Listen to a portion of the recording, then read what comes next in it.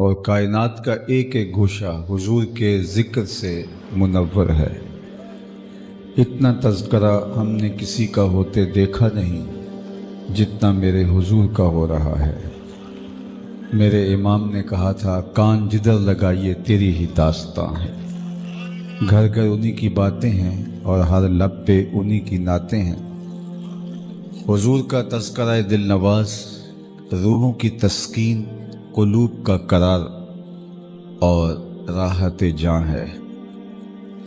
میرے شہر کے ایک پنجابی شاعر نے کہا تھا، تینوں سینے دی میں ٹھنڈ آکھاں، تینوں سینے دی میں ٹھنڈ آکھاں، شہد گلاب تے کھنڈ آکھاں۔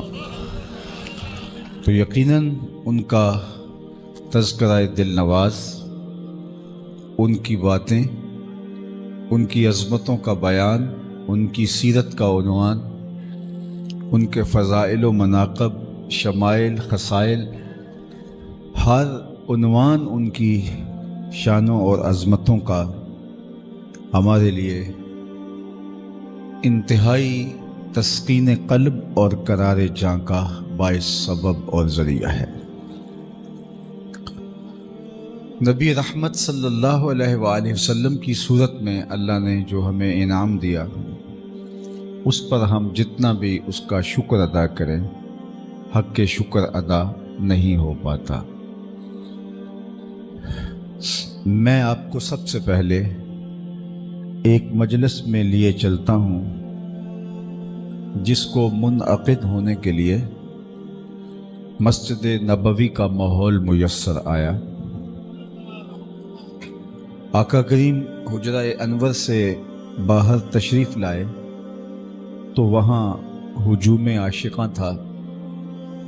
مسجد کے ایک گوشے میں کچھ اصحاب ایک مجلس برپا کیے ہوئے بیٹھے تھے، تو آقا کریم نے ان سے مخاطبت کرتے ہوئے فرمایا، ما اجلسکم، صحابہ یہ جلسہ کاہے کا ہے، کیوں بیٹھے ہو، مقصد جلوس کیا ہے؟ تو انہوں نے جو جواب دیا وہ سنیے۔ انہوں نے کہا، جلسنا نذکر اللہ ونحمدہ علی ما ہدانا لدینہ۔ ایکو بند کر دیں، اس کی ایکو بالکل نہیں ہونی چاہیے۔ تو انہوں نے کہا، جلسنا نذکر اللہ ونحمدہ علی ما ہدانا لدینہ ومن علینا بک۔ حضور ہمارے بیٹھنے کا مقصود یہ ہے کہ ہم اللہ کی حمد بیان کر رہے ہیں، اس کا شکرانہ ادا کر رہے ہیں، اس بات پر کہ اس نے ہمیں ہدایت دین عطا کی اور آپ کی صورت میں ہمارے اوپر انعام فرمایا، اس پر ہم اس کا شکر ادا کر رہے ہیں، اس کا شکرانہ ادا کر رہے ہیں۔ اب میں آپ سے پوچھوں کہ آپ آج یہاں کیوں تشریف فرما ہیں؟ اتنی گرمی کے باوجود اتنا ہجوم کر کے آئے ہیں، تو آپ کا برجستہ جواب یہ ہوگا کہ ہم حضور کا ذکر سننے آئے ہیں، تو یہی بات ختم ہو جائے گی۔ لیکن حضور نے فرمایا کہ صحابہ کیا تم اس بات پہ قسم دے سکتے ہو کہ اسی لیے بیٹھے ہو، تمہارے بیٹھنے کا کوئی اور مقصود نہیں ہے؟ تو انہوں نے کہا، جی حضور، ہمارے بیٹھنے کا یہی مقصود ہے۔ اس کی آواز کم کر دیں، شور نہ ہو یار، یہ آپ ہی خاموش ہو جائیں، اگر وہ نہیں بیٹھتے آپ ہی خاموش ہو جائیں 1-2 منٹ کے لیے۔ یہاں اتنا شور غل آ رہا ہے، یہاں کیا فائدہ؟ یہ نہیں بیٹھتے تو آپ ہی رہنے دیں، ان کو ان کی حالت پہ رہنے دیں، شور و غل چھوڑیں۔ توجہ چاہوں گا، بہت تھوڑا وقت ہے اور اس وقت میں آپ کی توجہ میری جانب مبذول رہے۔ تو عرض گزار یہ ہے کہ عرض گزار ہوں کہ صحابہ سے حضور نے پوچھا کہ ما اجلسکم، تمہیں کس چیز نے بٹھایا ہے، کیوں بیٹھے ہوئے ہو؟ تو انہوں نے کہا، جی جلسنا نذکر اللہ ونحمدہ علی ما ہدانا لدینہ ومن علینا بک۔ ہمارے بیٹھنے کا مقصود یہ ہے کہ ہم اللہ کی حمد بول رہے ہیں، اس کا شکرانہ ادا کر رہے ہیں اس بات پر کہ اس نے ہمیں ہدایت دین دی اور آپ کی صورت میں انعام فرمایا۔ آپ مل گئے، اس پر ہم شکرانے کی محفل برپا کیے ہوئے۔ تو آقا کریم نے فرمایا تم اس بات پہ حلف دے سکتے ہو کہ اسی لیے بیٹھے ہو، تمہارے بیٹھنے کا اور مقصود نہیں ہے۔ تو انہوں نے برجستہ کہا جی حضور، ہم حلف اٹھاتے ہیں، قسم دیتے ہیں، ہم اسی لیے بیٹھے ہیں، ہمارے بیٹھنے کا کوئی اور مقصود نہیں ہے۔ عمومی طور پہ ایسے مواقع پہ قسم تھوڑی لی جاتی ہے، لیکن حضور نے ان سے پوچھا کہ حلف تو دیتے ہو؟ انہوں نے کہا جی ہم حلف دیتے ہیں۔ باقاعدہ حضور نے ان سے حلف لیا اور انہوں نے باقاعدہ حلف دیا۔ تو جب وہ حلف دے چکے تو ان کے چہروں پہ حیرت تو تھی کہ ایسے مواقع پہ عمومی طور پہ حلف نہیں لیا جاتا۔ ایک بات ہے کہ کیوں بیٹھے ہو؟ ہم نے کہا جی اللہ کا شکر ادا کر رہے ہیں کہ آپ کی صورت میں انعام نصیب ہوا اور دین نصیب ہو گیا۔ تو اس پہ حضور نے کہا حلف دو، قسم اٹھاؤ۔ انہوں نے قسم اٹھائی، قسم تو اٹھا چکے، لیکن ان کے چہرے کے اوپر ایک سوال تو تھا کہ یہ قسم حضور نے کیوں لی ہے جبکہ عمومی طور پہ یہ مزاج نہیں ہے۔ تو آقا کریم نے ان کے چہروں پر پھیلے ہوئے استجاب کا عالم دیکھا، فرمایا صحابہ میں تم سے ابھی ابھی جو قسم لی ہے یہ کسی تہمت کی بنیاد پر نہیں لی، تمہارے قول کی صداقت پر مجھے کوئی شک نہیں گزرا تھا، کوئی تردد نہیں تھا جس کے ازالے کے لیے قسم لی ہو، بلکہ ماجرا کچھ اور تھا، اور وہ یہ کہ تم یہاں بیٹھے تھے، میں حجرے میں تھا، اتانی جبریل علیہ السلام، تو میرے پاس جبریل امین حاضر خدمت ہوئے، فاخبرنی ان اللہ یباہی بکم الملائکہ، تو انہوں نے مجھے کہا محبوب آپ یہاں تشریف فرما ہیں، ذرا باہر تو نکل کے دیکھیے، آپ کے صحابہ کے اس عمل پر اللہ فرشتوں میں ناز کر رہا ہے۔ وہ عمل کون سا عمل تھا جس پر رب ہو کے فرشتوں میں ناز کر رہے؟ صحابہ مل بیٹھ کر حضور کی صورت میں اللہ کے انعام کا شکرانہ ادا کر رہے۔ اللہ کی رحمتوں سے کوئی بعید نہیں کہ آج کی مجلس بھی قبول کر لی جائے اور اللہ فرشتوں سے فرمائے دیکھو 1500 برس بیت گئے ہیں اور یہ آج بھی بیٹھ کے اس نعمت کا شکرانہ ادا کر رہے ہیں، اور یہ بات میری اور آپ کی بخشش کی ضمانت سبب اور ذریعہ بن جائے۔ باقی جہاں تک حضور کی صورت میں اللہ کے انعام کے شکرانے کی بات ہے تو ہمارے بدن پہ اتنے بال نہیں ہیں جتنے رسول اللہ کے احسانات ہیں۔ ساری زندگی پیشانیاں سجدے میں رکھ کے اللہ کا شکر ادا کرتے رہیں، حق کے شکر پھر بھی ادا نہ ہو۔ ہمارا ایک ایک عضو بدن قرض رسالت میں جکڑا ہوا ہے۔ خدا شناسی تو دور کی بات ہے، خود شناس بھی نہ ہوتے اگر حضور تشریف نہ لاتے۔ ہماری اپنے آپ سے ملاقات بھی ہوئی ہے تو حضور کی چوکھٹ پہ ہوئی ہے۔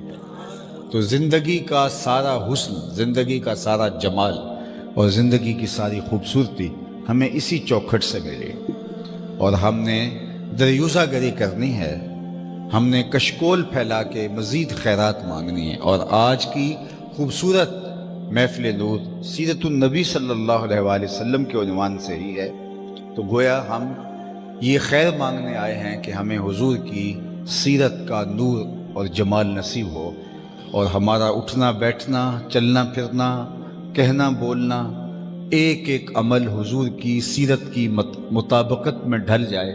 اور میرے استاد فرمایا کرتے تھے یہ نہ ہو کہ لوگ تمہیں پوچھیں تم کون ہوتے ہو اور تمہیں بتانا پڑے کہ ہم مسلمان ہوتے ہیں۔ یہ دیکھو مذہب کے خانے میں اسلام لکھا ہے۔ آپ فرمایا کرتے تھے صاحب نہ پوچھنے کی نوبت آئے کسی کو اور نہ تمہیں بتانے کی ضرورت، تمہارا طرز زندگی، انداز معاشرت، وضع قطع، اٹھنا بیٹھنا، نشست و برخاست ایسی ہونی چاہیے لوگ دور سے دیکھیں تو کہیں وہ دیکھو حضور کا غلام آ رہا ہے۔ ہم نے حضور کی سیرت کے سانچے میں اپنے آپ کو ڈھال لینا ہے۔ عالی مرتبت سامعین، سیرت کے عنوان سے بات کرنے سے قبل سب سے پہلے ہم یہ سمجھنے کی کوشش کریں گے کہ سیرت کسے کہتے ہیں۔ تو کسی بھی شے کی اصلی حالت کے لیے سیرت کا لفظ بولا جاتا ہے۔ اس کی مثال قرآن مجید کے دامن میں موجود ہے۔ جب حضرت موسیٰ علیہ السلام اللہ کا پیغام گلی گلی پہنچانے لگے، حتیٰ کہ فرعون کے دربار میں جا کھڑے ہوئے اور اس کو اللہ کے دین کی دعوت دی، حضرت موسیٰ کے معارضے کے لیے اس نے جادوگر بلا لیے تھے اور ایک کھلے میدان کے اندر بہت بڑی مجلس برپا کی، اور جادوگروں کو اپنے فن کا مظاہرہ کرنے کا کہا تو انہوں نے رسیاں پھینک دیں، منو ٹنوں کے حساب سے رسیاں تھیں، اور لوگوں کی آنکھوں پہ جادو پھونک دیا۔ اور پھر کیا ہوا کہ لگا یہ کہ جس طرح لہراتے ہوئے سانپ ہوں، تو اب یہ انہوں نے کرشمہ کر دکھایا۔ تو اللہ تعالیٰ نے حضرت موسیٰ علیہ السلام کو فرمایا کہ اے موسیٰ تم اپنا عصا ڈال دو۔ تو حضرت موسیٰ علیہ السلام نے جب عصا ڈالا تو وہ لکڑی کا ڈنڈا تھا، لیکن جو ہی لہراتے ہوئے نظر آنے والے سانپوں میں وہ عصا پھینکا تو وہ ایک اژدہا بن گیا، اور جتنی رسیاں انہوں نے پھینکی تھی سب کو نگل گیا، سارا میدان صاف کر دیا، اور پھر سمٹ کے اسی اصلی حالت کی طرف پلٹا۔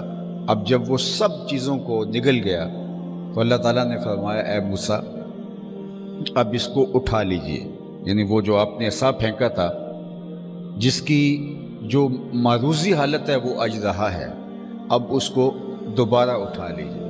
تو وہاں قرآن نے جو لفظ استعمال کیے وہ سنیے۔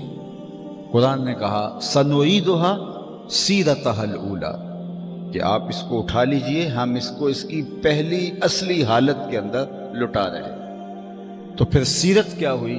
کسی بھی شے کی اصلی حقیقی حالت سیرت کہلاتے ہیں۔ اللہ اکبر۔ الیکشن کے دن ہوں اور ووٹ مانگنے والا امیدوار آپ کو بازو کھول کے جفیاں لگا رہا ہو تو یہ آپ اس کی سیرت قرار نہیں دے سکتے، یہ اس کی معروضی حالت ہو سکتی ہے، یہ اس کی وقتی ضرورت ہو سکتی ہے۔ اگر وہ بعد میں بھی ایسا رہا یا پہلے بھی ایسا تھا تو پھر تو آپ کہہ سکتے ہیں کہ یہ عادتاً خلیق ہے، لیکن اگر ایسا نہیں ہے، یہ اس کی جو ہے وہ وقتی ضرورت ہے۔ وہ کیا کسی نے کہا تھا، وہ آئے تو یوں آئے، میرا دل بن گئے، میری جان بن گئے، وہ گئے تو یوں گئے، نہ سلام آیا نہ پیام آیا۔ تو یہ اس کی حالت نہیں۔ گاہک سے ہنس ہنس کے باتیں کر رہا ہو تو یہ نہیں کہا جا سکتا کہ یہ اس کی اصلی حالت ہے۔ ہو سکتا ہے کہ اس کی حقیقی حالت اس سے مختلف ہو۔ کسی شخص کی اصلی اور حقیقی حالت عمومی طور پہ اس کے اہل خانہ کے ہاں ہوتی ہے۔ اس لیے میرے اور آپ کے آقا و مولا نے فرمایا خیرکم خیرکم لأہلہ وأنا خیرکم لأہلی، تم میں سب سے بہتر وہ ہے جو اپنے اہل خانہ کے ساتھ بہتر ہے، اور میں تم میں سب سے زیادہ اپنے اہل خانہ کے ساتھ بہتر۔ ازواج مطہرات کے ساتھ حضور کا رویہ اتنا دل آویز تھا، اللہ اکبر۔ ام المومنین سیدہ عائشہ رضی اللہ تعالیٰ عنہ فرماتی ہیں کہ میں اب خورے میں پانی لے رہی تھی کہ حضور تشریف لائے، تو مجھے دیکھ کر کے دور سے ہی فرمایا حمیرہ تھوڑا سا پانی میرے لیے بھی چھوڑنا۔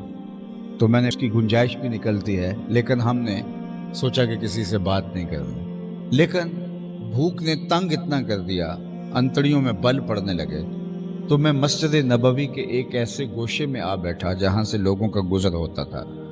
میرا خیال یہ تھا کہ سوال کرنے کی نوبت نہیں آئے گی، گزرتے ہوئے لوگ میرے چہرے سے میری نکاحت کو محسوس کر لیں گے اور میری ضرورت کا سامان ہو جائے گا، لیکن شاید لوگوں کو جلدی تھی، جو بھی آتا وہ آگے بڑھ جاتا، کسی نے ہمارا مسئلہ سمجھنے کی کوشش نہ کی۔ ہستی پلکوں کے نیچے غم بھی پلتے ہیں، مگر کون دیکھتا ہے اتنی گہرائی میں۔ کہتے ہیں کہ میں نے کہا چلو کسی سے بات کرنی چاہیے۔ حضرت عمر رضی اللہ تعالی عنہ آئے تو میں نے ان سے ایک مسئلہ شرعی دریافت کیا۔ میرا خیال تھا کہ میں ان سے ہم کلام ہوں گا، میرے آواز کی شکستگی سے، کمزوری اور نکاحت سے وہ محسوس کر جائیں گے، لیکن ان کو آگے جانے کی جلدی تھی۔ انہوں نے میں حکم تھا بلا لایا تو آقا کریم نے میرے ہاتھ میں پیالہ دیتے ہوئے کہا ابو ہریرہ دائیں سے شروع ہو جاؤ۔ کہتے ہیں کہ میں ایک شخص کو وہ دودھ دیا اور وہ پینے لگا، اور میری توجہ اس دودھ کی جانب تھی، لیکن ہوا کیا کہ وہ سیراب ہو کے پی گیا، لیکن ایک قطرہ بھی کم نہ ہوا۔ مجھے تسلی ہو گئی، میں نے دوسرے کو دیا، اس نے پیا، خوب رج کے پیا، لیکن دودھ کا پیالہ بھرے کا بھرا۔ تیسرا، چوتھا، پانچواں، 70 آدمی دودھ پی گئے، لیکن پیالے میں ایک قطرے کی کمی بھی واقع نہیں ہوئی۔ لگتا تھا اللہ نے دودھ کے اس پیالے کا کنیکشن حوض کوثر سے جوڑ دیا تھا۔ 70 آدمی اس سے دودھ پی گئے۔ میرے امام بولے ہاں جناب ابو ہریرہ، کیسا تھا وہ جام شیر جس سے 70 صاحبوں کا دودھ سے منہ بھر گیا؟ 70 آدمی دودھ پی گئے تو آقا کریم نے فرمایا ابو ہریرہ کون باقی؟ میں نے کہا حضور ایک میں باقی، ایک آپ باقی۔ تو آقا کریم نے فرمایا تم پیو۔ میں نے پیا، خوب سیراب ہو کر پیا۔ حضور نے فرمایا اور پیو۔ میں نے اور پیا، رج کے پیا۔ پھر فرمایا ابو ہریرہ اور پیو۔ میں نے کہا مجھے قسم ہے اس ذات کی جس نے آپ کو حق کے ساتھ مبعوث کیا ہے، میرے میں ایک قطرے کی اب مزید گنجائش نہیں ہے۔ تو حضور نے میرے ہاتھ سے پیالہ لیا اور یہ کہتے ہوئے نوش جان کیا کہ ساقل قوم آخرہم شربن، جو پلانے والا ہوتا ہے وہ خود تو آخر میں پیتا ہے، اور سارا پیالہ نوش جان کر گئے۔ اب میں آپ سے جو توجہ آپ کی دلانا چاہتا ہوں، یہ حضور کا معجزہ تو ہے ہی ہے، اور معجزات کے باب میں علماء نے لکھا ہے، محدثین نے، کہ دودھ کا ایک پیالہ 72 لوگوں کے لیے کافی ہو گیا۔ ایک پیالہ 72 لوگوں کے لیے یہ معجزے کے علاوہ تو ممکن نہیں ہے، اور سب نے سیراب ہو کے رج کے ہی پیا تھا۔ لیکن یہ سیرت کا پہلو کبھی بھی آپ اور میں فراموش نہ کریں کہ 2 جہاں کا سردار ہے اور 71 آدمیوں کا جوٹا پی رہا۔ یہ حضور کی سیرت اور حضور کا کردار ہمارے سامنے آتا ہے۔ 71 آدمیوں کا جوٹا اللہ کے محبوب علیہ السلام نے نوش جان کیا، یہ اس لیے کہ حضور علیہ السلام نے ان چیزوں کو مٹانے کے لیے، اور یہ جو لوگوں کے اندر اس طرح کے تفاوت تھے ان کو ختم کرنے کے لیے تو مبعوث کیے گئے تھے۔ تو یہ حضور کی سیرت تھی۔ ایک سفر پہ حضور تھے صحابہ کے ہمراہ، تو پڑاؤ کیا اور کھانے کی تیاری ہونے لگی۔ کوئی کچھ کرنے لگا، کوئی کچھ کرنے لگا، تو حضور بھی اٹھ کے ایک سمت چل دیے۔ تو لوگوں نے کہا حضور آپ کہاں تشریف لے جا رہے ہیں؟ فرمایا علیہ جمع الحطب، میرے اوپر لکڑیاں جمع کرنا ہے، میں لکڑیاں اکٹھی کر کے لاتا ہوں۔ عرض کی حضور خادم حاضر ہیں، آپ تشریف رکھیں۔ فرمایا میں یہ پسند نہیں کرتا کہ لوگ کام کر رہے ہوں اور میں معتبر بن کے بیٹھا رہوں۔ یہ سیرت تھی میرے اور آپ کے آقا پر۔ غزوہ بدر کا موقع ہے تو مسلمانوں کے پاس سامان زندگی بہت تھوڑا تھا۔ سامان حرب 2 گھوڑے تھے، 6 زرہیں تھی، 8 تلواریں تھیں اور 70 اونٹ تھے، یہ کل سامان تھا۔ جب مدینے سے نکلنے لگے تو لوگوں نے کھجوروں کے ڈنڈے توڑ لیے۔ یہ اللہ کے مجاہد تھے، چلے تھے جنگ کرنے کو۔ یہودی اپنی دکانوں پہ بیٹھے تھے، اور جب انہوں نے کھجوروں کے ڈنڈوں کا اسلحہ لے کے صحابہ کو جاتے دیکھا تو انہوں نے تمسخرانہ انداز میں کہا کہ جنگیں تو لڑی جاتی ہیں اسلحے سے، حالات حرب و ضرب سے، لیکن تمہارے پاس تو کچھ ہے ہی نہیں، تو کس بل بوتے پہ جا رہے ہو؟ حضور بھی چادر اوڑے چل رہے تھے تو اشارہ کر کے بولے نہ تیغ و تیر پر تکیہ، نہ خنجر پر، نہ بھالے پر، بھروسہ ہے تو اس سادہ سی کالی کملی والے۔ اب جب بدر کی جانب روانہ ہو رہے ہیں تو 3 آدمیوں کے حصے میں 1 اونٹ آیا، اور وہ باری باری سوار ہوتے تھے۔ مرثد ابن ابی مرثد، حضرت سیدنا علی المرتضیٰ رضی اللہ تعالیٰ عنہ، اور حضور رحمت عالم صلی اللہ علیہ وسلم، 1 اونٹ ان کے حصے میں آتا ہے۔ تو حضور نے سواری کی، اور پھر جب اترنے لگے تو حضرت علی المرتضیٰ اور حضرت مرثد ابن مرثد نے عرض کی حضور ہم مشاورت سے بطیب خاطر اپنی باریاں چھوڑتے ہیں، آپ ہماری باریوں پر ہی تشریف رکھیں، ہم پیدل ساتھ چلیں گے۔ تو آقا کریم نے تاریخی جواب دیا، فرمایا کہ نہ تو تم مجھ سے طاقتور ہو کہ تم چل سکتے ہو، میں نہیں چل سکتا، اور نہ میں اجر سے بے نیاز ہوں کہ تمہیں اجر چاہیے مجھے نہیں چاہیے۔ فرمایا اپنی باری پہ تم سوار ہوگے، اپنی باری پہ میں سوار ہوں گا۔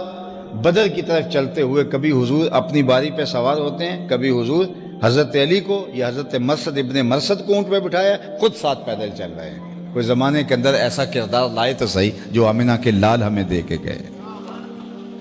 پاکیزہ اور ستھرا کردار قیامت تک آنے والی انسانی نسل کو حضور دے گئے، اور اسی لیے میرے رب نے کہا لَقَدْ كَانَ لَكُمْ فِي رَسُولِ اللَّهِ أُسْوَةٌ حَسَنَةٌ، میرے محبوب کی زندگی تمہارے لیے بہترین نمونہ ہے۔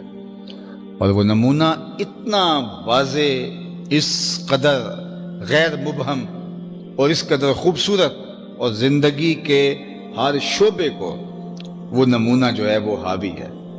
انسان باقی پوری دنیا کے حق کیسے ادا کرے، افراد خانہ اور گھر کے حقوق اس سے پورے نہیں ہو پاتے، لیکن اللہ کے محبوب نے سکھایا کہ نہیں، ایسا نہیں ہے۔ اگر تم عزم مصمم کرو گے، میری اطاعت اور فرما برداری کے دائرے میں رہو گے تو ایسا نہیں ہوگا۔ حضور کا جب وصال ہوا، آپ تاریخ پڑھیں، حضور کا جب وصال ہوتا ہے تو اس وقت حضور علیہ السلام کے نکاح میں 9 ازواج تھیں۔ حضور کے وصال کے بعد ایک بھی یہ نہیں کہتی کہ مجھے شکایت ہے حضور نے میرا حق نہیں مجھے دیا، مجھے وقت نہیں ملا۔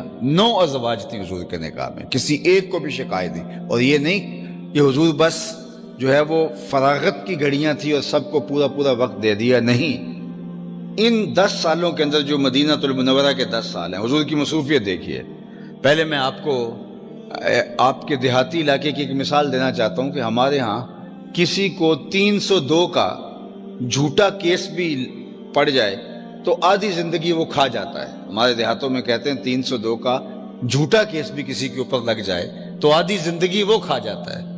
اور 10 سالوں کے اندر میرے اور آپ کے آقا و مولا نے 27 جنگیں لڑی ہیں۔ ان 10 سالوں کے اندر، مدینہ المنورہ کے 10 سالوں کے اندر 27 جنگیں حضور نے لڑی ہیں۔ یہ ہے حضور کی مصروفیت کا عالم۔ اور جنگ کو بٹن دبا کے آج کے دور کی طرح نہیں ہے کہ فوجیں تیار کھڑی ہیں۔ افراد سازی، رجال سازی، اسلحہ سازی، یہ سارے عمل، پھر مختلف قبائل اور مختلف مزاج کے حاملین لوگوں کو ایک نظم کی لڑی میں پرونا، پھر لے کر کے اس وقت کے کٹھن سفر کرنے، اور ایک نہیں 2 نہیں 10 سالوں کے اندر 27 جنگیں لڑی۔ سال کے اندر جو ہے وہ 3 جنگیں بنتی ہیں۔ تو اللہ کے محبوب علیہ السلام کی مصروفیت کا عالم یہ ہے، لیکن 27 جنگیں بھی لڑی ہیں اور آنے والے وفود سے ملاقات بھی ہو رہی ہے، اسلوب زندگی بھی صحابہ کو سکھا رہے ہیں، صفہ کے چبوترے پہ بیٹھنے والوں کے پیریڈ بھی مس نہیں ہو رہے، ان کے اسباق بھی جو ہے وہ مس نہیں ہو رہے، اور اللہ کے محبوب علیہ الصلوۃ والسلام جنازوں میں بھی شامل ہوتے ہیں، لوگوں کی بیمار پرسی بھی کرتے ہیں۔ بعض اوقات بوڑھی عورتیں آ کے حضور کو اپنے دکھڑے سناتی ہیں تو حضور کان لگا کر ان کے دکھڑے سنتے چلے جا رہے ہیں، اور جب تک وہ خود تھک کے نہیں جاتی، خود اپنی بات مکمل کر کے نہیں جاتی، حضور علیہ الصلوۃ والسلام جو ہے وہ ان سے التفات نہیں ہٹاتے، بلکہ اس مشکل اور اس مصروف ترین دور کے اندر جب کوئی حضور سے ملتا ہے تو کبھی ایسا نہیں ہوا کہ حضور نے ہاتھ چھڑایا ہو، اس نے خیال کر لیا ہو کہ اور بھی کھڑے ہیں تو انہوں نے بھی مسافہ کرنا ہے تو اس نے ہاتھ پیچھے کیا ہو تو پیچھے کیا ہو۔ حضور نے کبھی جب کسی نے ہاتھ ملایا تو حضور نے ہاتھ نہیں چھوڑا، اس نے ہی ہاتھ چھوڑا ہے۔ یہ ہے حضور علیہ الصلوۃ والسلام کی دل بری۔ اللہ اکبر۔ اور پھر اللہ کے محبوب صلی اللہ علیہ وآلہ وسلم عبادات کا کس قدر التزام کرتے تھے۔ اللہ اکبر۔ میرا رب کہتا ہے، یعنی اتنا مصروف شخص، اور جس نے 27 جنگیں 10 سال میں لڑی ہیں، وفود سے ملاقات ہو رہی ہے، مختلف جگہ جو ہے وہ تبلیغی قافلے روانہ ہو رہے ہیں، خطوط لکھ رہے ہیں شاہان عالم کو، اور جو ہے وہ 9 ازواج کے پورے مکمل کامل اکمل حقوق کا خیال رکھا جا رہا ہے، صفہ کے چبوترے پر بیٹھنے والوں کے سبق ضائع نہیں ہو رہے۔ اس کے باوجود جب مصلی پہ کھڑے ہوتے ہیں، حتی تتورم قدماہ، حضور کے مبارک قدموں میں ورم پیدا ہوتا ہے، اور میرا رب رب ہو کے کہتا ہے، اے چادر اوڑھنے والے، ساری رات جاگا نہ کر، کبھی سو بھی لیا کر۔ اللہ، یہ حضور کی سیرت ہے۔ یہ کیسے وقت مینج کیا تھا اللہ کے محبوب نے۔ آج کی تاریخ میں جن کاموں پہ سب سے زیادہ محنت ہو رہی ہے اس میں ایک ٹائم مینجمنٹ ہے۔ لوگوں کے پاس وقت سکڑ گیا ہے اور کام زیادہ ہو گئے ہیں۔ تھوڑے وقت کے اندر کس طرح کاموں کو جو ہے وہ زیادہ کیا جائے، تو یہ اللہ کے محبوب سے سیکھا جا سکتا ہے۔ حضور کا ایک فرمان کافی ہے، ٹائم مینجمنٹ کی جان ہے حضور کا وہ فرمان، من حسن اسلام المرء ترکہ ما لا یعنی ہے۔ فرمایا کسی شخص کے اسلام کا حسن یہ ہے کہ وہ بے مقصد چیزوں کو ترک کر دے۔ آپ ترجیح بنائیں کہ کون سے کام اہم اور ضروری ہے جن کے بغیر گزارا نہیں ہے، تو جو ضروری نہیں ہے ان کو ترک کر دیں، آپ کا وقت منظم ہونا شروع ہو جائے گا، وقت میں برکت ہو جائے گی۔ آپ لسٹ بنائیں گے روز کہ آج میں نے اتنے کام کرنے ہیں تو آپ کام مکمل کر لیں گے، لیکن غیر ضروری چیزیں آپ کی زندگی کے اندر ہوں گی تو جو فہرست لے کے آ جائیں گے، آدھے کام رہ جائیں گے اور وقت ختم ہو جائے گا۔ میں تو یہ دوستوں کو یہ کہتا ہوں، یہ جو ہم فون کرتے ہیں کسی کو، اس میں بات تو 1.5-2 منٹ کی ہوتی ہے، باقی ہور سنا، تو یہ ہور سنا نے ہمارا وقت برباد کیا ہوا ہے۔ تو اپنے وقت کو منظم کر لیں، اور ایک ایک حرکت کو اور ایک ایک سکنت کو منظم کرنا ہوگا، اور ہمارا دین ہمیں وقت کی قدردانی سکھاتا ہے۔ اور یہ بات ذہن میں رکھیے کہ وقت ضائع نہیں ہوتا، کسی اور کے کام آ جاتا ہے۔ ہمارا تو ضائع ہو گیا، لیکن اسی وقت میں کسی اور نے بھر کر کے جو ہے وہ اپنا راستہ بنا لیا، اپنا جگہ بنا لی۔ آج اس امت مسلمہ نے بحیثیت امت اپنے وقت کو برباد کیا ہے، اور آج دوسری قوموں نے اپنے وقت کی قدردانی کے ذریعے سے آج اپنا مقام اس دور موجود ان حالات کے اندر، اس دنیا کے اندر اپنا مقام بنا لیا، اور آج ہم پیچھے رہ گئے اور وہ آگے نکل گئے، اس لیے کہ انہوں نے وقت کی قدردانی کی، اور وقت کی قدردانی میرے اور آپ کے آقا و مولا نے بتائی ہے۔ تو وقت کی قدردانی جو ہے، وقت کو سمجھنا، یہ میں سمجھتا ہوں کہ 1 گھنٹے کی گفتگو یا 40 منٹ کا خطاب ہوتا ہے، بعض اوقات ہم اس کو منظم نہیں کر پاتے، کبھی لطیفہ آ گیا، کبھی 10 نعرے آگے درمیان میں، کبھی ہاتھ کھڑے کرو، کہیں ادھر والے بولو ادھر والے، میں کیا ضرورت ہے اس کی؟ میں اپنے وقت کو منظم کروں۔ حضرت امام شافعی علیہ رحمہ فرماتے ہیں کہ میں نے فقیروں سے 2 باتیں بڑی پتے کی سیکھی ہیں۔ ایک تو یہ کہ الوقت سیف قاطع، وقت کاٹ دینے والی تلوار ہے، اگر وقت کو تم نہیں کاٹو گے تو وقت تمہیں کاٹ دے گا۔ ایک تو یہ بات میں نے بہت پتے کی سمجھی، اور دوسری بات یہ ہے کہ اپنے آپ کو خیر کے کاموں میں مشغول کر دو، ورنہ نفس تمہیں برائی کے کاموں میں مشغول کر دے گا۔ وہ ہم پڑھتے تھے نا کہ خالی جگہ کو ہوا پر کرتی، تو خالی جگہ ہوگی تو کوئی نہ کوئی شاید پر ہوگی، تو فضولیات سے وہ وقت ہمارا جو ہے وہ پورا ہو جائے گا، فضول امور سے ہمارا وقت جو ہے وہ برباد ہوگا۔ تو اپنے وقت کی قدردانی اگر کسی نے سیکھنی ہے، تو میں نے ایک ایسی مثال دی ہے، پوری کائنات میں آپ کو دوسری مثال نہیں ملے گی، کہ 10 سالوں کے اندر 27 جنگیں بھی لڑی، 9 ازواج کو بھی پورا ٹائم ملا، صفہ کے چبوترے پہ بیٹھ کے مختلف اوقات میں آنے والے 300 اصحاب کو حضور نے پورا دین بھی دیا، اور گھر پہنچتے ہیں تو ام المومنین سیدہ عائشہ رضی اللہ تعالیٰ عنہ کو خواتین کے حوالے سے سارے مسائل ان کے سپرد کر دیے، تاکہ وہ دیر تک جو ہے وہ زندہ رہے گی اور لوگوں کی رہنمائی کرتی رہیں گی۔ اور آقا کریم علیہ السلام اپنے رب کے لیے بھی اپنے وقت کو اسی طرح نکالتے تھے۔ تو حضور کی سیرت طیبہ آج بھی ہمارے لیے کامل، اکمل اور مکمل رہنمائی فراہم کرنے والی ہے۔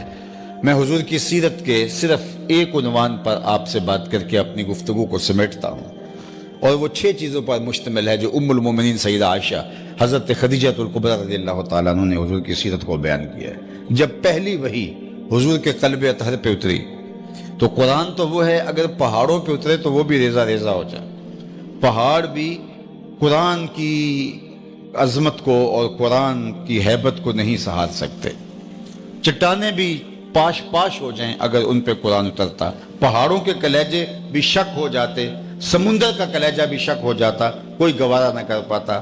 یہ حضور کا قلب اطہر ہے جس نے قرآن کو سہار لیا ہے۔ لیکن بہرحال جب پہلی وحی اتری تو حضور نے اس میں سردی کی فیلنگ محسوس کی، سردی کی فیلنگ آ رہی تھی آپ کو۔ آپ گھر آئے اور حضرت خدیجہ الکبریٰ سے کہا، یا خدیجہ زملونی، مجھے چادر اڑا دو، اور کہا کہ مجھے اندیشہ جاں ہے۔ تو ام المومنین نے حضور کو تسلی دیتے ہوئے جو کہا ذرا سنیے، انہوں نے کہا، کلا واللہ لا یخزیک اللہ ابدا، آپ کا رب آپ کو کبھی بھی بے آبرو نہیں ہونے دے گا، آپ کی حفاظت اس کے ذمہ کرم پہ ہے، آپ پریشان نہ ہوں۔ کیوں؟ انک لتصل الرحم وتحمل الکلہ وتکسب المعدوم وتقری الضیف وتصدق الحدیث وتعین علی نوائب الحق۔ 6 چیزیں بیان فرمائیں۔ کہا آپ کا رب آپ کو کبھی پریشان نہیں ہونے دے گا، کیوں؟ انک لتصل الرحم، آپ صلہ رحمی کرتے ہیں۔ یہ حضور کی سیرت کا نمایاں پہلو ہے جو برجستہ ام المومنین نے بیان فرمایا کہ آپ تو صلہ رحمی کرتے ہیں، رشتہ داروں کے ساتھ حسن سلوک کرتے ہیں، اور جو حسن سلوک حضور نے کیا ان کے برے اور تلخ رویوں کے باوجود، بعض اوقات ہم کہتے ہیں جی ہم رشتہ داروں کے ساتھ اچھا سلوک کیسے کریں جب وہ نہیں کرتے، وہ نہیں کرتے پھر تو کمال ہے اچھا کرنا، اگر وہ اچھا کریں تو اچھائی کے برائے کے مقابلے میں اچھائی، یہ تو کوئی بڑی بات نہیں ہے۔ ان کے تلخ کھردرے رویے ہوں اور اس کے باوجود آپ اپنے ملائم اور نرم رویے سے پیش آئیں، تو یہی تو جو ہے وہ آپ کی شخصیت کا حسن ہے جو سامنے آئے گا۔ کچھ لوگ کہتے ہیں کوئی 1 قدم پیچھے ہٹے گا ہم 10 قدم پیچھے ہٹیں گے، یہ کون سا کمال ہوا؟ وہ 1 قدم پیچھے ہٹا تو آپ 10 گنا پیچھے ہٹ گئے، تو یہ تو آپ اس سے بھی برے ہو گئے۔ نہیں میاں، تم کہو تم پیچھے ہٹو گے، ہم ہٹنے نہیں دیں گے، ہم تمہیں بھی جیت لیں گے ایک دن محبت کے زور پر۔ سل من قطعک وعط من حرمک، اللہ کے محبوب نے فرمایا جو تم سے تعلق توڑے تم تعلق جوڑو، جو تمہیں محروم رکھے تم اس کی جھولیاں بھر دو۔ تو رشتہ داروں کے ساتھ اچھا سلوک کرنا۔ اللہ کے محبوب علیہ السلام جب فاتح بن کے مکے آئے تو جو مکے والوں نے کیا تھا وہ کون نہیں جانتا ہے، لیکن اللہ کے محبوب نے ان کو بلایا اور کہا بتاؤ میں تمہارے ساتھ کیا سلوک کروں۔ تو یہ تھر تھر کانپ رہے تھے، انہیں لگتا تھا گردنیں اتریں گی، لیکن انہوں نے سوچا کہ چلو کوئی رعایت مانگ لیتے ہیں، گردنیں نہ اتریں، شہر بدر کر دیے جائیں لیکن جان بخشی ہو جائے، جان کی خلاصی ہو جائے۔ تو انہوں نے کہا آپ کریم باپ کے کریم بیٹے ہیں، ہم آپ سے خیر کی توقع رکھتے ہیں، اور انہیں یہ تھا کہ چلو یہ اتنی رعایت مل جائے، لیکن ان کی آنکھیں پھٹی کی پھٹی رہ گئیں جب انہوں نے حضور سے سنا اذهبوا، حضور نے فرمایا جاؤ چلے جاؤ، انتم الطلقاء، جاؤ تم سب آج کے بعد آزاد ہو، اور میں تمہیں وہی کہوں گا جو میرے بھائی یوسف نے اپنے بھائیوں کو کہا تھا، لا تثریب علیکم اليوم، تمہارے اوپر کوئی مواخذہ نہیں۔ تو انہیں یقین نہیں آ رہا تھا کہ ہم نے کیا کیا اور آپ کیا کر رہے ہیں۔ تو یہ حضور علیہ السلام کا کردار تھا۔ تو جب آپ کسی پر قابو پا لیتے ہیں تو پھر اس کے ساتھ حسن سلوک کرتے ہیں، بالخصوص رشتہ دار کے ساتھ صلہ رحمی کا حکم دیا گیا ہے۔ دوسری بات ارشاد فرمائی وَتَحْمِلُ الْكَلَّ، اللہ اکبر، جب کوئی کسی جس کا کوئی بوجھ اٹھانے والا نہیں، حضور آپ اس کا بوجھ اٹھاتے ہیں۔ اللہ اکبر، اپنے لیے جینا یہ تو کوئی کمال نہیں ہے، یہ تو سارے جیتے ہیں، اوروں کے لیے جینا کمال ہے۔ آپ نے کبھی درختوں کو دیکھا ہوگا کہ انہوں نے کبھی اپنا پھل نہیں کھایا، اپنی چھاؤں میں کبھی نہیں بیٹھے، خود دھوپ میں جلستے ہیں، پھل بھی اوروں کو دان کرتے ہیں۔ کبھی جانوروں کو اپنا بھینس گائے کو دودھ پیتے نہیں دیکھا تھا، وہ اوروں کو دان کرتے۔ یہ برستے ہوئے بادل اپنا پانی خود استعمال نہیں کرتے، اوروں کو دان کرتے۔ تو یہ اللہ نے نظام رکھا ہے۔ بہترین لوگ وہ ہیں جو اوروں کے لیے جیتے ہیں، جن کی زندگی اوروں کے لیے نافع ہے۔ خیر الناس من ینفع الناس، تو اپنے لیے جینا خود غرضی کی زندگی یہ کمال نہیں ہے۔ وَتَحْمِلُ الْكَلَّ وَتَقْسِبُ الْمَعْدُومَ، اور جس کا کوئی کمائی کرنے والا نہیں، حضور آپ اس کی ضرورتوں کی تکمیل کرنے والے ہیں۔ اللہ اکبر، کتنے بیوگان، یتاما، مساکین، اراملہ، جن کا کوئی پرسان حال نہیں تھا، اللہ کے محبوب بنفس نفیس ان کی ذمہ داریوں کو پورا کرتے تھے، اور ان کے گھر کی ضرورتیں حضور نے اپنے ذمے لی ہوئی تھی۔ اللہ اکبر، یہ حضور کا کردار تھا۔ چوتھی بات جو کہی وَتَقْرِ الضَّيْفَ، آپ اونچے درجے کے مہمان نواز ہیں، اور یہ خوش نصیبی ہے کہ آپ کسی کی مہمان نوازی کریں۔ عالی مرتبت سامعین، مہمان اپنی قسمت کا کھانا آپ کے دستر پہ آ کے کھاتا ہے، برکتیں لے کے، رحمتیں لے کے آتا ہے، برکتیں چھوڑ کے جاتا ہے۔ تو یہ اللہ کی رحمت ہے کہ آپ کے میرے دسترخوان کے اوپر کوئی مہمان آئے۔ مہمان کو دیکھ کر کے کبھی بھی جو ہے وہ دل چھوٹا نہیں کرنا چاہیے۔ اللہ کے محبوب نے فرمایا جو اللہ اور پچھلے دن پر ایمان رکھتا ہے اس کو چاہیے کہ وہ اپنے مہمان کی تکریم کرے، مہمان کی توقیر بجا لائے۔ اللہ اکبر، فقیر تو اس بات کو پسند کرتے ہیں کہ ان کا لنگر چلتا رہے۔ بابا بلے شاہ نے بھی کہا تھا اٹ کھڑکے دکڑ وجے تتا ہووے چلہ، آن فقیر کھا جامن راضی ہووے بلہ۔ یہ اچھا لگتا ہے کہ لوگ آئیں اور کھائیں، اور یہ حضور کا وصف نمایاں تھا۔ حضور کے دسترخوان سے لوگوں کی ضرورتوں کی تکمیل ہوتی تھی۔ اللہ اکبر۔ اور پھر پانچواں وصف حضور کا ام المومنین نے بیان کیا وَتَصْدُقُ الْحَدِيث، آپ ہمیشہ سچ بولتے ہیں۔ اللہ اکبر۔ عالی مرتبت سامعین، ہم کیسے جھوٹ بول سکتے ہیں جب ہمارے نبی صادق بھی ہے اور امین بھی؟ آج یہ امت اپنے آپ کو جھوٹ کے ساتھ جوڑ چکی ہے، تو یہ تعجب خیز بات ہے، چونکہ ہمارے آقا کو کافر بھی صادق کہتے تھے اور امین کہتے تھے۔ جن کو غیر بھی صادق کہتے ہوں، اور جس آقا نے ساری زندگی سچ پہ گزاری ہو اور اپنی امت کو سچ پہ قائم رہنے کی تلقین کی ہو، وہ امت کس طرح جھوٹ بول سکتی ہے؟ پھر وہ امت بھول گئی ہے اپنے منصب کو۔ آقا کریم سے پوچھا گیا کہ مومن بزدل ہو سکتا ہے؟ فرمایا نہیں، مومن بہادر ہوتا ہے۔ پھر پوچھا گیا کہ بلکہ فرمایا ہو سکتا ہے کبھی وہ بزدلی کر جائے، آخر بشری تو ہے۔ پھر پوچھا گیا مومن بخیل ہو سکتا ہے؟ کہا نہیں، مومن جو ہے وہ سخی ہوتا ہے، لیکن ہو سکتا ہے کبھی بخل کر جائے، بشری تو ہے۔ پھر تیسرا سوال حضور سے پوچھا گیا مومن جھوٹا ہو سکتا ہے؟ فرمایا جھوٹا نہیں ہو سکتا، یہ طے ہے کہ مسلمان ہو اور جھوٹا ہو، یہ نہیں ہو سکتا۔ مسلمان کی زندگی سچ کے ساتھ جڑی ہے، اور اس آئینے کے اندر ہم اپنے ایمان کو، اپنے اسلام کو، اپنے دین کو پہچان سکتے ہیں کہ ہم کہاں کھڑے ہیں۔ آج لوگ کہتے ہیں جھوٹ نہ بولیں تو جناب سودا نہیں بکتا۔ میں کہتا ہوں جاپان والے پوری دنیا پہ بیچ رہے ہیں، سچ بول کے بیچ رہے ہیں، لوگ ہاتھوں ہاتھ لے رہے ہیں، آنکھیں بند کر کے لے رہے ہیں۔ تو یہ کہاں سے فلسفہ نکالا؟ جھوٹ سے چیز ایک بار بکتی ہے، روز روز نہیں بکتی۔ کانٹ کی ہنڈیاں روز روز نہیں چڑھتی۔ ایک بار آپ کسی کو دھوکہ دے دیں گے، اگلی دفعہ کوئی دوسرا دھوکہ کھانے آئے گا، وہ دوبارہ پلٹ کے نہیں آئے گا۔ تو یہ کوئی ضابطہ ہی نہیں ہے، یہ کوئی قانون ہی نہیں ہے۔ اور پھر ہمارے آقا و مولا نے تو ہمیں تاکید کی، جھوٹ بول کے آپ نقصان بھی اٹھا لیتے ہیں، آپ کو طمانیت قلب نصیب ہوگی۔ سچ جو ہے وہ سچ بول کے آپ نقصان بھی اٹھا لیتے ہیں، آپ کو طمانیت قلب نصیب ہوگی۔ اور جھوٹ بول کے آپ فائدہ بھی حاصل کر لیتے ہیں، آپ کی بے چینی ختم نہیں ہوگی۔ الصدق طمانینہ والکذب ریبہ، سچ طمانیت قلب کا سما ہے، اور جھوٹ بے چینی ہے، اضطراب ہے۔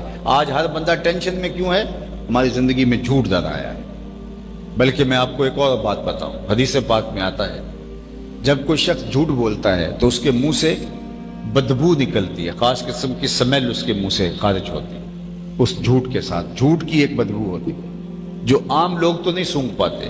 اللہ کے نورانی فرشتے جو رحمتیں لے کر ہمارے گھروں میں آتے ہیں، وہ اس عفونت کو سونگھتے ہیں، محسوس کرتے ہیں، اور ایک میل پیچھے ہٹ جاتے ہیں۔ اور وہ کون فرشتے ہوتے ہیں؟ جو ہمارے حصے کی ڈلیوری، رحمت کا پارسل ہمارے گھر دینے آ رہے ہوتے ہیں، لیکن گھر سے اٹھتی ہوئی بدبو کی وجہ سے وہ ایک میل پیچھے ہٹ جاتے ہیں۔ اب جس گھر میں باپ بھی جھوٹ بولے، ماں بھی جھوٹ بولے، بیٹی بھی جھوٹ بولے، بہویں بھی جھوٹ بولیں، بیٹے بھی جھوٹ بولے، وہاں سے تو بدبو کے ببوکے اٹھ رہے ہوں گے۔ اور فرشتے کئی میل شہر سے باہر کھڑے ہیں، ان کے حصے کا پارسل لیے آگے اس لیے نہیں بڑھتے کہ گلیوں میں عفونت، بدبو اور تفن اتنا پھیلا ہوا، اور اگر پہلی عفونت پہلے ختم نہیں ہوتی، نئے جھوٹ بول رہے ہوتے ہیں۔ اب 2 4 5 دن تو گوارا کیا، لیکن اس کے بعد کیا ہوا کہ گھر میں بے برکتی، نحوست جھوٹ کی جب پھیل گئی تو ہم نے سمجھا شاید کسی نے ٹونا کر دیا، کسی نے جادو کر دیا، کسی نے تعویذ ڈال دی۔ اب ہم بھاگے عاملوں کے پاس۔ میاں عامل تو ٹھیا لگا کے اسی کام کے لیے بیٹھا ہوا ہے، وہ اگر کہے گا میاں جھوٹ کی وجہ سے نحوست ہے چھوڑ دو، تمہارے گھر میں صبح کو قرآن کھلنا چاہیے، تمہارے معاملے یہ ہونے چاہیے، تو پھر وہاں کون آئے گا؟ اس نے تو کہنا ہے کہ میاں تم وقت آگے ہو، ورنہ یہ تعویذ چل جانے تھے، یہ سایہ بن جانا تھا۔ بلکہ وہ آج کل ایک لفظ چلتا ہے بندش۔ اللہ اکبر، کون ہے جو اللہ کے علاوہ رزق بند کر سکتا ہے اور کھول سکتا ہے؟ اس میں یہ ہمت ہے۔ پھر نتیجہ کیا؟ اس عامل نے ایسے عامل ہیں، وضو تو دور کی بات ہے، جن کو غسل کا طریقہ بھی نہیں آتا۔ مکروہ ترین لوگوں کے سامنے بڑے بڑے معزز گھروں کی خواتین آ کے بیٹھی ہوئی ہوتی ہیں، ان سے اپنے درد کا دارو لینے کے لیے، دکھ کا علاج لینے کے لیے، گھر کے اندر سکون لینے کے لیے، جن کے اندر بے چینی ہوتی ہے ان سے وہ سکون لینے کے لیے آئی ہوتی ہے۔ اور وہ کہتا ہے اتنے اتوار آنا ہوگا، اتنے منگل آنا ہوگا، اتنے بدھ آنا ہوگا، اور یہی اس کے ڈیرے کی رونق ہے۔ لاکھوں روپے لٹائے وہ الگ، اور اس کی ذوف الاعتقادی کے نتیجے کے اندر شرکیہ عقائد پنپے، اور کیا کیا بدکاریاں اور کیا کیا گناہوں کی زندگی میں پھنس گئے۔ اگر ہم نے سچ بولنے کی عادت اختیار کی ہوتی، آسمان سے رحمتیں اترتی، فرشتے ہمارے حصے کی رحمتیں لے کے ہمارے گھر میں جب ڈلیور کرتے تو ہمارے گھر کے اندر اجالے ہوتے، روشنیاں ہوتی، برکتوں کے قافلے اترتے۔ تو ہمارے دین نے ہمیں سچ بولنے کی تلقین کی ہے۔ عالی مرتبت سامعین، مجھے نہیں پتا کہ یہ جو میرے سامنے لوگ موجود ہیں یہ اس شہر کا، اس تحصیل کا کتنے فیصد لوگ ہیں؟ 5 لاکھ کی آبادی ہے، 10 لاکھ کی آبادی ہے، لیکن اگر یہ 1% لوگ بھی ہوں، 1% زیادہ تو نہیں ہوں گے، 99 لوگ یہاں نہیں ہیں، 100 میں سے 1 اگر فرض کرو یہاں ہے، تو پھر تو یہ آٹے میں نمک کے برابر ہے۔ لیکن اگر اتنے لوگ جو میرے سامنے بیٹھے ہیں اگر آج یہاں سے عزم کر کے اٹھیں کہ کل سے جھوٹ نہیں بولیں گے، تو آج آپ کل ہی دیکھ لینا کہ آپ کا شہر بدلا بدلا دکھائی دے۔ لیکن اگر ہم نے یہ طے کیا ہے کہ ہم تقریریں سمعی تلذذ کے لیے، کانوں کی لذت کے لیے سنتے ہیں، تو وہ پھر ہم سنتے رہیں، اس سے کیا فرق پڑتا ہے؟ وہ 6 گھنٹے سنیں یا 8 گھنٹے سنیں، جب ہم نے عمل ہی نہیں کرنا۔ صحابہ اللہ کے محبوب سے 10 آیتیں سیکھتے تھے، اگلی 10 تب سیکھتے تھے جب پہلی 10 پہ عمل کر چکے ہوتے تھے۔ آج ہمارا المیہ کیا ہے، ہمارا مسئلہ کیا ہے؟ ہم عمل کے لیے نہیں سنتے، ہم کہتے ہیں واہ واہ مزہ آ گیا، ہم اس مزے کے لیے سن رہے ہوتے ہیں، اور وہ پھر آپ ساری زندگی بھی سنتے رہیں، آپ کی اور میری زندگی کے اندر کوئی تبدیلی نہیں آئے گی۔ تبدیلی عمل سے آتی ہے، اور آپ کر کے دیکھیں۔ میں ابھی کل جمعۃ المبارک کے موقع پہ کہہ رہا تھا کہ آج ہم یہ کہتے ہیں کہ دنیا کے اوپر ہم مغلوب کیوں ہیں، دنیا کے اوپر ہم غالب کیوں نہیں؟ تو میں عرض گزار ہوں کہ جھوٹ ہم بولیں، دھوکہ ہم کریں، فراڈ ہم کریں، لوگوں کا مال ہم ہتھیائیں، 2 نمبر مال ہم بیچیں، بچوں کے دودھ میں ملاوٹ ہم کریں، زندگی بچانے والی دوائیوں کے اندر ملاوٹ ہم کریں، ایک دوسرے کو نیچا گرانے کی کوشش میں ہم لگیں، سب و شتم، گالی گلوچ اور بدتمیزی ہمارا شعار ہو، اور ہم کہتے ہیں کہ اللہ ہمیں دنیا کی غالب قوم کیوں نہیں بناتا؟ اچھا ہم اگر غالب بنیں تو جو بدتمیزیاں ہیں وہ وہاں بھی چلی جائیں جہاں نہیں ہیں۔ اگر ان وصفوں کے ساتھ جو ہماری بری عادتیں ہیں، ان عادتوں سمیت ہی ہم غالب ہو جائیں، تو پھر دنیا کے اوپر تو پھر ہماری وجہ سے جہالت اور ہماری وجہ سے یہ برائیاں پھیلیں گی، تو اسلام کا کیا چہرہ نکلے گا؟ صاحب یہ قصہ ہمارا، یہ سوال ہی نہیں بنتا۔ ہم اپنے آپ کو میرٹ پہ پیش تو کریں۔ ایک افسر ہے، وہ رشوت لیتا ہے، صبح وقت پہ دفتر نہیں آتا، اور وقت ہونے سے پہلے ہی بھاگ جاتا ہے، خیانت کرتا ہے، آنے والے سائلین سے بدتمیزی کرتا ہے، اور پھر وہ کہتا ہے کہ میری ترقی کیوں نہیں ہو رہی؟ میاں تیرا تو تنزل ہونا چاہیے، تجھے تو محکمے سے نکال دینا چاہیے، تو الٹا یہ شکوہ کر رہا ہے کہ میری ترقی کیوں نہیں ہو رہی، جبکہ دوسرا اس کے ساتھ بیٹھا جو ہے وہ وقت پہ آتا ہے، وقت پہ جاتا ہے، لوگوں کی خیالداری کرتا ہے، رشوت کا 1 روپیہ نہیں لیتا، ہے غیر مسلم، تو ترقی اس غیر مسلم کی جائے گی؟ اگر محکمہ سنسیئر ہے، اگر وہ محکمہ اپنے کام کو دیانت کے ساتھ آگے بڑھانا چاہتا ہے، وہ اس دیانتدار کی کرے گا یا اس نام نہاد مسلمان کی ترقی کرے گا؟ خدائے زندہ زندوں کا خدا ہے، تنے مردہ سے بیزار ہے حق، خدائے زندہ زندوں کا خدا ہے۔ کافر بھی محنت کرے گا تو وہ آگے چلا جائے گا، من جہدہ وجدہ، جو محنت کرے گا پا لے گا، اور جو نکھٹو ہوگا، کسی کام کا نہیں ہوگا، اللہ تعالیٰ اس کو آگے نہیں آنے رہا۔ ہاں اس نے میرٹ رکھا ہے، وَأَنْتُمُ الْأَعْلَوْنَ إِن كُنتُم مُؤْمِنِينَ، تم میرٹ پہ اپنے آپ کو جو ہے وہ رکھ کے دکھاؤ، مومن بن کے دکھاؤ، عزتوں کا تاج میں تمہارے سر پہ ہی رکھوں گا۔ لیکن اگر تم نکھٹو ہو کہتے ہیں کہ ہمیں صرف اس لیے سب سے اوپر کر دیا جائے کہ ہم صرف کلمہ پڑھتے ہیں، باقی کلمے کے کوئی تقاضا جو ہے وہ ہم پورا ہی نہیں کرتے، تو خدا ایسا نہیں کرتا۔ ہاں یہ ہے کہ مومن اگر صالح ہو تو اس کا صلہ دنیا میں بھی ہے اور آخرت میں بھی ہے، اور کافر اگر اچھے کام کرے، دیانت اور محنت کے ساتھ کام کرے، تو اس کو دنیا میں صلہ دیا جاتا ہے، آخرت میں اس کا کوئی حصہ نہیں ہے۔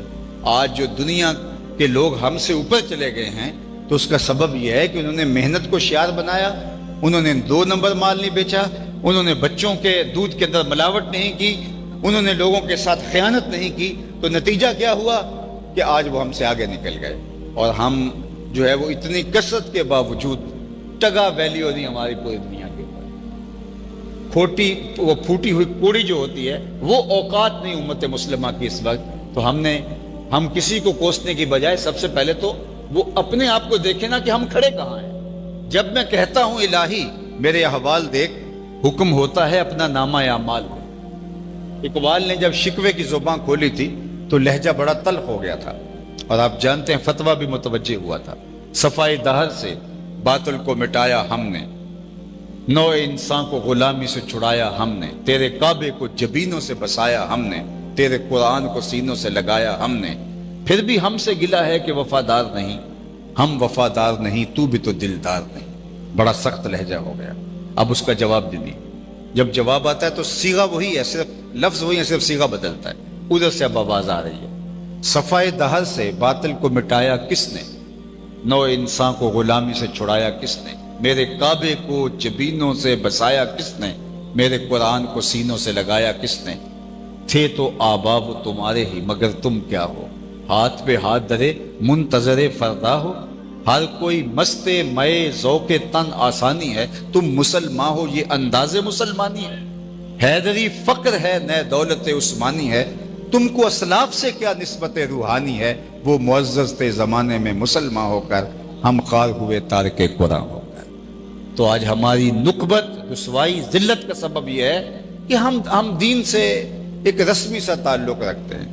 وہ ایک غیر مسلم نے کلمہ پڑھ لیا تو وہ اپنے دوستوں کے ساتھ کیفے میں کافی پینے گئے تو نماز کا وقت ہو گیا، تو سب نے کہا کہ چلو ہم آرڈر کرتے ہیں کافی کا اور اتنی دیر میں تیار ہوتے ہوتے ہم نماز پڑھ لیتے ہیں۔ تو ساتھ ہی کوئی مصلی بنا تھا، تو وہاں نماز جب پڑھی تو وہ جتنے مسلمان پرانے تھے انہوں نے جلدی جلدی جو ہے وہ 4 ٹھونگے لگائے اور آ کے کرسیوں پہ براجمان ہو گئے۔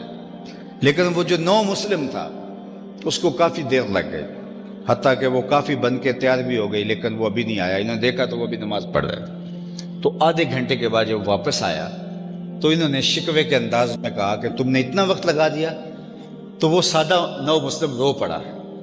اس نے کہا کہ تم پیدائشی مسلم ہو، تمہیں کوئی مسئلہ نہیں ہے، تم ایسے جاتے ہو، ایسے کانوں کے ہاتھ لگا کے رکوع میں سجدے اور قیام میں چلے جاتے ہو، تمہارے لیے اتنا مشکل نہیں ہے۔ میں نیا نیا مسلمان ہوا ہوں تو مجھے تو نیت کرتے ہوئے بھی وقت لگتا ہے کہ کعبے کا تصور آ جائے، میں اس کے حضور کھڑا ہوں تو مجھے تو وقت لگتا ہے۔ مجھے قیام میں ان لفظوں کو ادا کرتے، پھر ان کے معنی پہ غور کرتے، پھر رکوع اور رکوع میں اعتدال، پھر سجدے۔ تو وہ رو پڑا۔ وہ کہہ رہا تھا کہ یار تم تو مسلمان ہو، تمہیں تو مسئلہ ہی کوئی نہیں، ایسے جاتے ہو پڑھ کے آ جاتے ہو، میں نیا نیا ہوں، میرے لیے مسئلے۔ اور یہ پھر رونے لگے کہ میاں اصل نماز تو تیری ہے، ہم تو ٹکرے مار کے آتے ہیں۔ وائز قوم کی وہ پختہ خیالی نہ رہی، برق طبعی نہ رہی، شعلہ مکالی نہ رہی، رہ گئی رسم آذاں روح بلالی نہ رہی، فلسفہ رہ گیا تلقین غزالی نہ رہی، مسجد مرثیہ خواہیں کہ نمازی نہ رہے، یعنی صاحب اوصاف وہ حجازی نہ رہے۔ آج ہماری نمازیں، اللہ نے قرآن میں بھی کہا نا، فویل للمصلین الذین هم عن صلاتهم ساہون، خرابی اور نمازیوں کے لیے جن کی نمازیں ٹکروں کے علاوہ کچھ بھی نہیں ہے، وہ بھولے ہوئے اپنی نمازوں کو، وہ ٹھونگے مارتے ہیں اور آ جاتے ہیں اور یہ نماز ہے۔ نماز ایسے نہیں ہوتی۔ ہمارے بزرگ فرماتے تھے جب بندہ نماز کے لیے کھڑے ہوتا ہے تو سب سے پہلے وہ کھڑے ہو جاتا ہے۔ کھڑے ہونے کا مطلب ہے کہ میں بھاگتا نہیں ہوں، میں کھڑا ہوں۔ اس کے بعد وہ کانوں تک ہاتھ اٹھاتا ہے، تو کانوں تک ایسے ہاتھ اٹھاتا ہے تو اس کا ہاتھ اٹھانے کا مطلب یہ ہے کہ میرے ہاتھ کھڑے ہیں، میں مقابلہ نہیں کر سکتا۔ پھر اس کے بعد کانوں کو ہاتھ لگاتا ہے، اس کا مطلب ہے میری توبہ، اللہ ہوگا۔ اس کے بعد پھر ہاتھ باندھتا ہے، ہاتھ باندھتا ہے، یہ انقیاد کی علامت ہے، میں تیرے حضور حاضر ہوں، تیرا جو حکم۔ پھر اس کے بعد رکوع میں چلا جاتا ہے، میں جھک گیا تیرے حضور، پھر جھک کے وہ سجدے میں گر جاتا ہے۔ اور انسان کے اشرف اعضاء سر میں ہیں، دیکھنے قوت آنکھیں سر میں، سوچنے قوت دماغ سر میں، بولنے قوت زبان سر میں، سونگھنے قوت ناک سر میں، اور سر مالک کے در پہ، اور ناک رگڑ رہے زمین سے، ماتھا رگڑ رہے، اور کولن کیا کہہ رہا ہے؟ سبحان ربی العالی۔ عمل کیا ہے کہ میرے سے کوئی منکسر نہیں ہے، میرے سے کوئی زیادہ جھکا ہوا نہیں، اور تیرے سے اعلیٰ کوئی نہیں۔ اگر اس نے ایک بھی سجدہ کر لیا تو پھر وہ اکڑ کے گلی میں نہیں چل سکتا۔ اگر اس نے سجدے کی لذت پا لی، اس نے قیام اور رکوع اور قومہ و جلسہ کی لذت سے آشنائی حاصل کر دی۔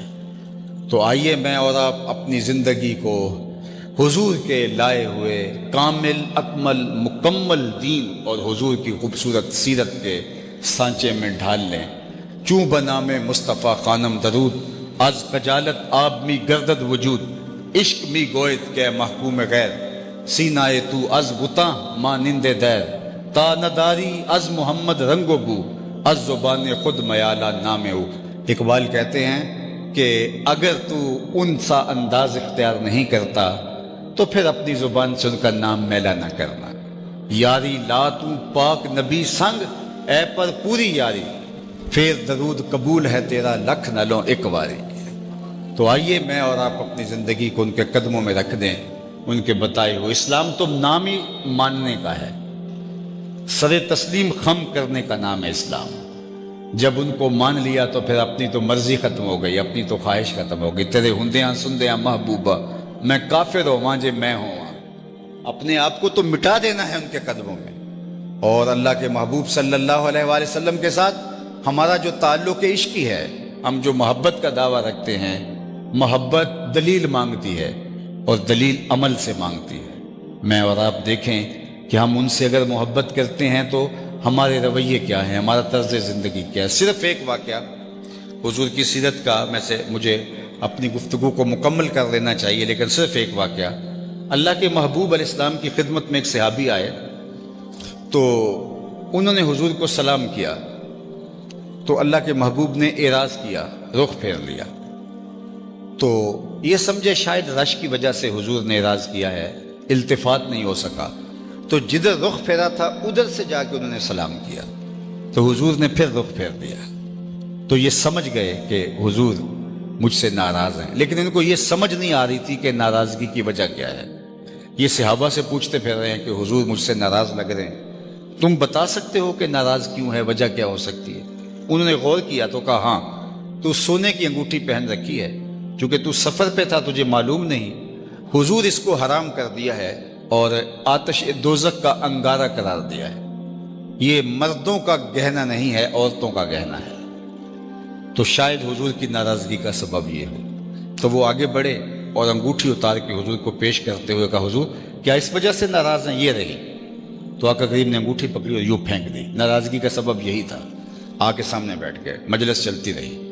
جب مجلس اختتام کو پہنچی، لوگ گھروں کو پلٹنے لگے، تو یہ صحابی بھی واپس پلٹے۔ تو کسی نے اشارہ دیا وہ انگوٹھی تو اٹھا لو، تم تو نہیں پہن سکتے لیکن تمہاری بیوی تو پہن سکتی ہے۔ تو اس صحابی نے جو جواب دیا، یہ میری تقریر کے آخری لفظ ہیں، اس نے کہا واللہ لا آخذہ وقد طرحہ رسول اللہ صلی اللہ علیہ وآلہ وسلم۔ اس نے کہا اللہ کی قسم میں اس انگوٹھی کو کبھی نہیں اٹھاؤں گا جس کو حضور نے پھینک دیا۔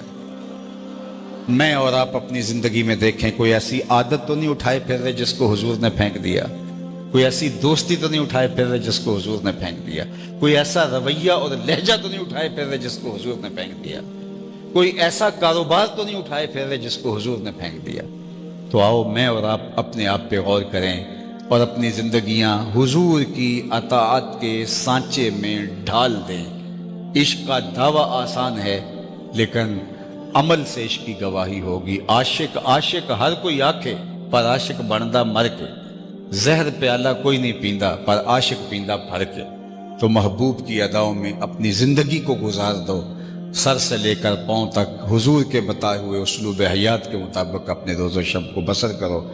اللہ مجھے آپ کو اس کا بہتر صلہ جزا اجر عطا کرے۔ وآخر دعوانا ان الحمدللہ رب العالمین۔